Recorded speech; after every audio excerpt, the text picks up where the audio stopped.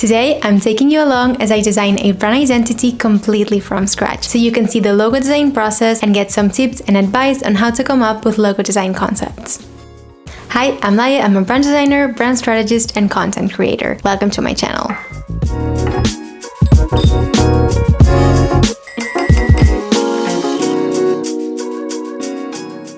So the brand identity I'm designing is for a brand named Impulsolidari, which is a very inspiring initiative that combines sports, solidarity, and health to make a real impact in the world. It's rooted in the belief that movement can change lives. So this initiative raises funds for a hospital in Barcelona named Sant Joan de Déu for the research of rare diseases, and it also promotes the power of sports and exercise while recovering from an illness. So this is a project that's very near to my heart because the founder is actually one of my close friends. He got diagnosed with a rare disease called Guillain-Barré when he was just 3 years old, but thanks to his perseverance and being so physically active, he's been able to complete more than one of the hardest BTT events in the world, and all of this whilst having a 66% disability. So to me, that's just amazing, and I wish everyone could meet him because his story is truly inspiring.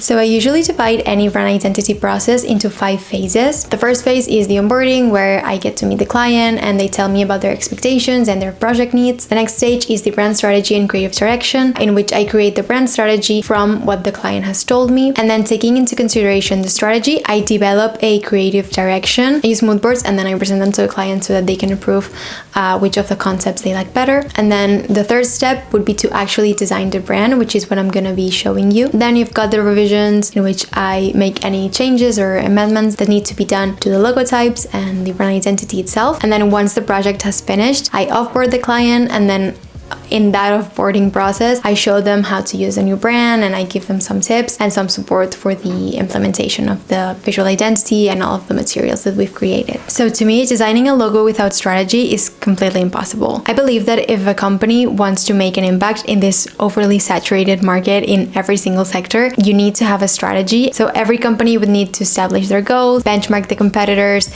analyze the market, the buyer personas, the audience you're talking to, and then from that strategy, the designer would be able to create a brand that truly aligns with those values and those goals and the target audience you're trying to reach. So my first step, and since I do brand strategy and brand design, would be to craft the strategy. So in Impul's case, I have already created the brand strategy and the creative direction, and the client has approved it, so I'm not going to be showing you that, but I'll show you some parts of the document so you can get some context, and so then we'll move on to designing the actual logo. Okay, so I'm sorry that this is in Catalan because they operate in Barcelona, so we all speak Catalan. You can get a bit of the idea from this. You can see that we also changed the name. So I always present this brand strategy and creative direction presentation. And so we have a bit about the brand. So what is it? Mission, vision, values, competitive advantage, brand positioning, buyer personas, and then a bit of the competitors. But we analyze them in terms of color, typography. Then we proposed a bit of naming. So once this has been done, I create 2 mood boards so that the client can choose which one they feel most drawn to. So in this case, they chose the first mood board. However, they wanted to change the color palette to the one that was in the second mood board. So this is what the final mood board we agreed on looks like. As you can see, we have a bit more of brighter colors. We have sensory font with little modifications on it. We play with the idea of movement and with darker images so that we can have that contrast with the colors and the images. We also play with the geometric shapes and just like bold statements in general. Since the brand promotes the idea that movement can change lives, I feel so inspired to go for a run. So I'm just gonna go. I'm gonna be back in an hour to start the design process, but I feel like that's gonna clear my head and it's gonna give me a lot of motivation to actually start with the concepts.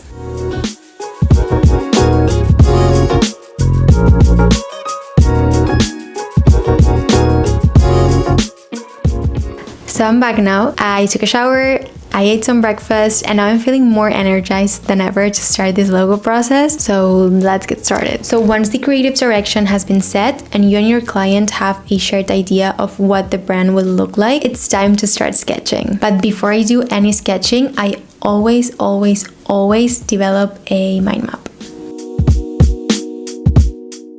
So to me, a mind map is basically a bunch of related concepts that help you come up with ideas. So I do my mind maps and I sketch my logo ideas with my iPad in an app called Freeform. So it actually comes with the iPad or the iPhone or any Apple ecosystem device. It's free, it's easy to use, and it's honestly so convenient. So I feel like no one talks about it, but I always try to share it with people because I feel like they're sleeping on it. So I'm gonna move to my iPad now. So I would actually open a new file and start brain dumping concepts that come to mind when reading the brand strategy presentation or thinking about the brand itself. Okay, so as you can see, this is the final mind map. It's in Catalan, so sorry for that. However, you can see here that I have a couple of like keywords here, and then from there I extract different concepts that I can relate to those words. So for example, if you improve, that reminds me of like stairs, of going up, of moving forward, of keep going, of strength, of learning. So from all of those words, I then extract further concepts, and then from those ideas, just draw the designs. So with your concepts chosen, it's now finally time to sketch. Some people do it directly on Adobe Illustrator or the program they use to design. I like using pen and paper or my iPad better. I feel like that allows me to quickly just come up with ideas, brain dump them on a document, even if they're horrible. I just sketch them out very quickly and then I go through them and I choose the better ones to actually develop in Adobe Illustrator.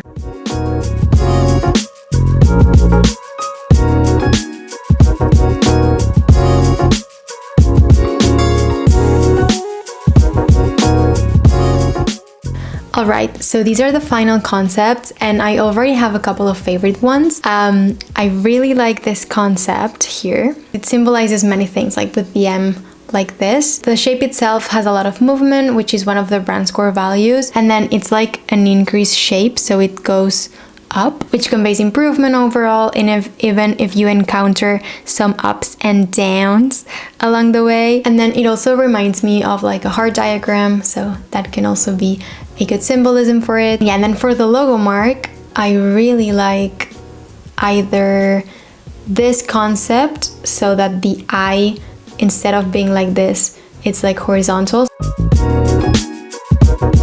So now that I have the mood board and the design concepts created, I'm gonna move to Adobe Illustrator, which is the software I use for logo design. So the first step of the process would be to choose a typeface. So I either go to Envato Elements to source the font, or just some other trusty site like Google Fonts, where's a font. So I always write the brand's name with a bunch of different fonts, and then I discard them and I choose the ones that I like the best. I, for instance, discarded this because I didn't want like rounded edges. This was way too thick. I really like the U and the M shapes of this one. This is Jandy. This, for example, Eagle Line, I think that's how it's pronounced. This was way too narrow. So as you can see here, I started with those and then I moved and reduced them so that I have those here. And then my final choices were these three, and then I ended up going with this one. So this is Frenzy Regular, and I got it from Envato Elements. So the font is chosen, and the next step in the logo design process would be to adjust the typeface so that it's balanced. What that means is basically adjusting the kerning manually and the width and the length of the letters so that they look how you want them to look, if that makes any sense. And I always do that manually because I feel like the kerning and the just letter balance, it's different when you write something like a long paragraph than when you write a very short name. Okay, so this is the before and after. As you can see, the difference is not noticeable whatsoever. Okay, so I'm gonna finish the day here because I have to film some social media content, so I'll talk to you tomorrow. Good morning! So we left with the kerning adjustments yesterday, and today it's finally time to create the logo, or not the logo, but to start like editing the fun part. So I'm gonna start by deleting the M so that I can modify it with the pencil tool.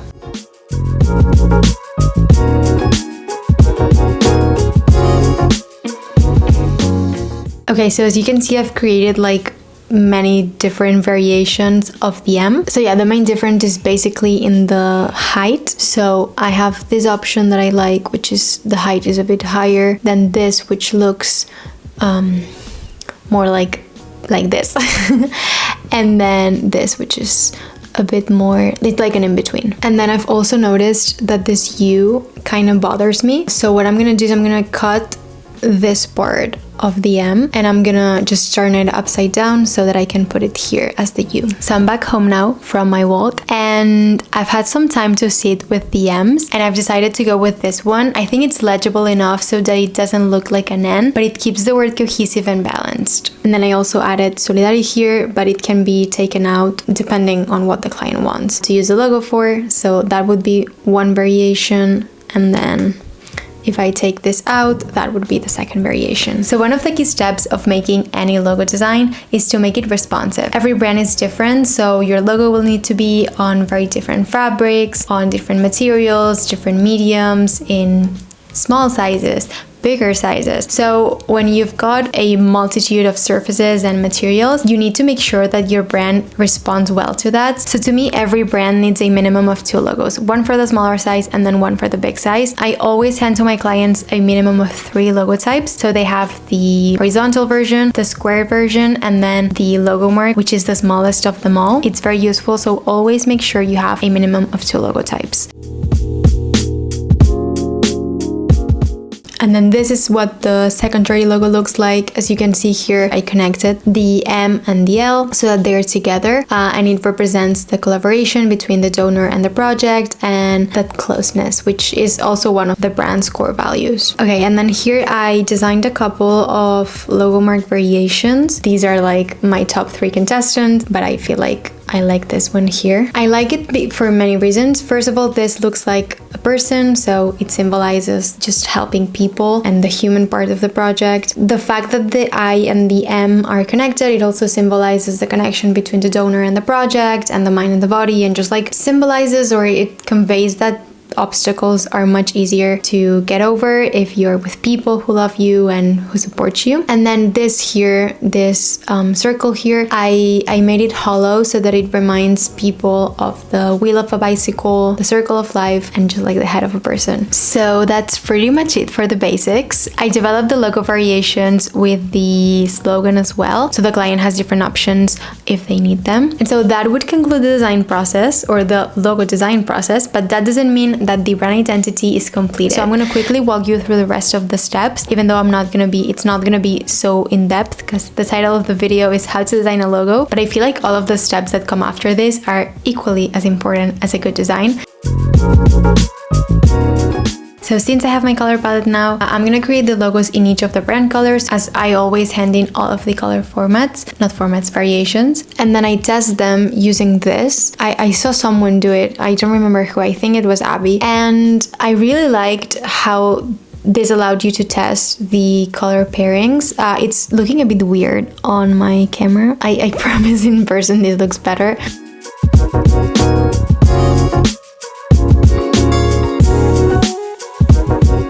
And so once that's done, the next logical step would be to design the additional assets, like icons or a brand pattern. And then for the icons, I'm actually gonna use this site called Lucid Dev Icons. It's very useful. They have like a ton of icons, and you can customize like the width of the stroke and the sizing and everything. So for example, this arrow, you can download the PNG or copy the SVG. So I copied here the ones that I wanted, and then in here you can see the custom icons. I developed 3 custom icons with all of the colors. I really like this one because it plays with the M of the logo and the dot of the eye, so it looks like a person, or like 2 persons. And then this also plays with the idea of movement and like the heart rate, and then this is the bike. And then for the brand pattern, I want to play with neurons because the founder of the brand struggled with Guillain-Barré, which is a neurological disease.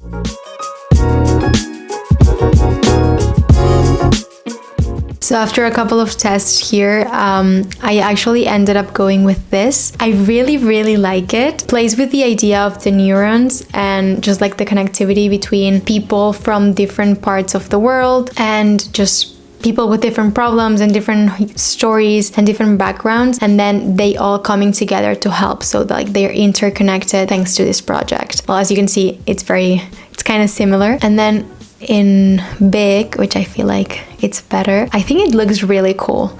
So yeah, I really like it.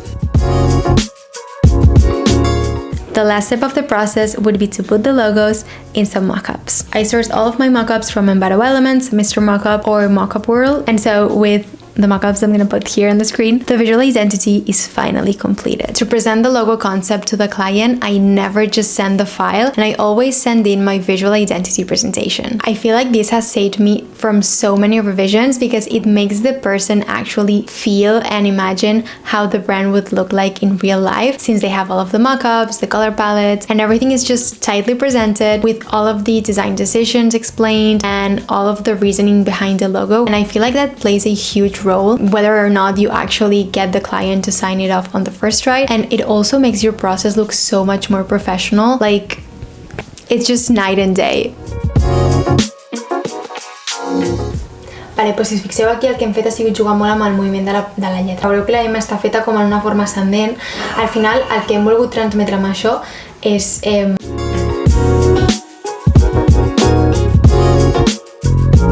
I'm so excited. The client actually loved the concept.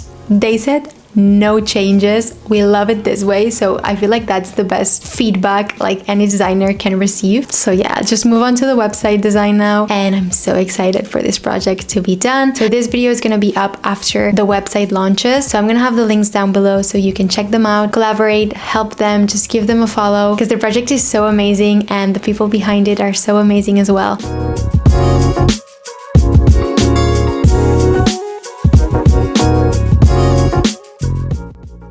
So that's the end of the video. If you liked it, don't forget to share it with someone who may be struggling with the logo creation process and subscribe to my channel so you don't miss anything. Bye!